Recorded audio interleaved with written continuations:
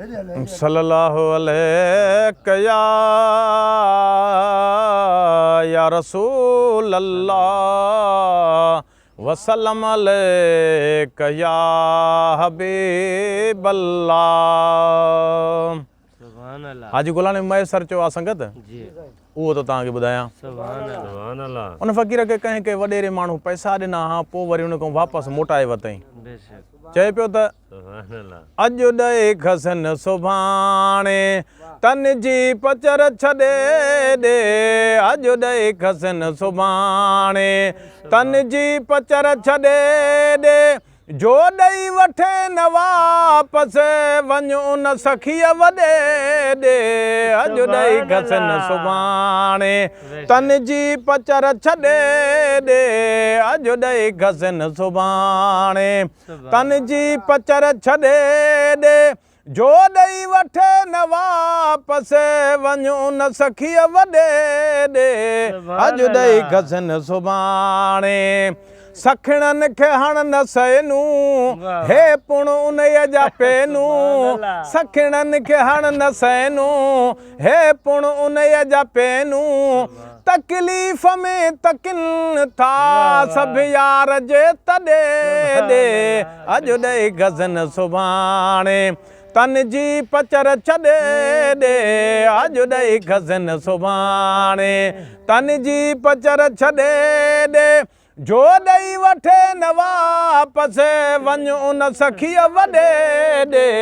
अज दई गज़न सुभाणे तन जी पचर छडे दे अज दई गज़न सुभाणे ना चीज़ तूं बिचुर पुर खैरात खैर जी घुर ना चीज़ तूं बिचुर पुर खैरात खैर जी घुर सुर थोरड़ो त जानिब जल्दी अचे छॾे दे अज दई गज़न सुभाणे तन जी पचर छडे दे अज दई गज़न सुभाणे तन जी पचर छडे दे जो दई वठे न वापस जो दई वठे न वापस वञो न सखीअ वॾे दे अज दई गज़न सुभाणे तन जी पचर छडे दे अज दई गज़न सुभाणे छो था सॼो मिछाहे चवंदो कॾहिं बि नाहे छो था सॼो मिछाहे चवंदो कॾहिं बि नाहे अहिड़ो करीम आहे अहिड़ो करीम आहे सभु अण घुरियो सॾे दे अज दई गज़न सुभाणे तन जी पचर छडे दे अज दई गज़न सुभाणे तन जी पचर छडे दे जो दई वठे न वापस वञ उन सखीअ वॾे दे अज दई गज़न सुभाणे मिट ॿिया न मूर थींदई दोखो ज़रूर ॾींदई मिट ॿिया न मूर थींदई दोखो ज़रूर ॾींदई आख़िरी इहे धिकींदई कंहिं खूह या खॾे ॾे अज दई गज़न सुभाणे तन जी पचर छडे दे अज दई गज़न सुभाणे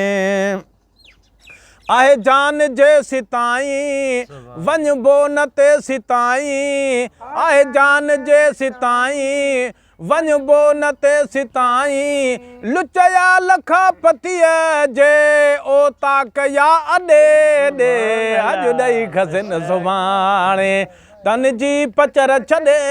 दे अज दई गज़न सुभाणे तन जी पचर छडे दे जो दई वठे न वापस वञो न सखीअ वॾे दे अज दई गज़न सुभाणे तन जी पचर छडे दे हथड़ो टंगे सदाऊं दर दर कबियूं न दाहूं हथड़ो टंगे सदाऊं दर दर कबियूं न दाहूं हूंदियूं लखे निगाहूं लजपा हूंदियूं लखे निगाहूं लजपाल जे लॾे दे अज दई गज़न सुभाणे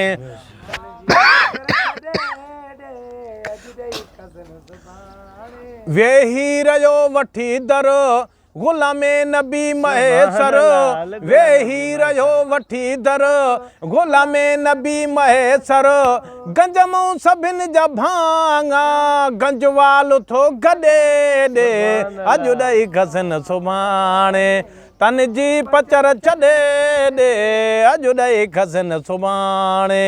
तन जी पचर छॾे ॾे जो ॾेई वठे न वापसि जो ॾेई वठे न वापसि वञो न सखीअ वॾे ॾे अॼु ॾेई घसनि सुभाणे।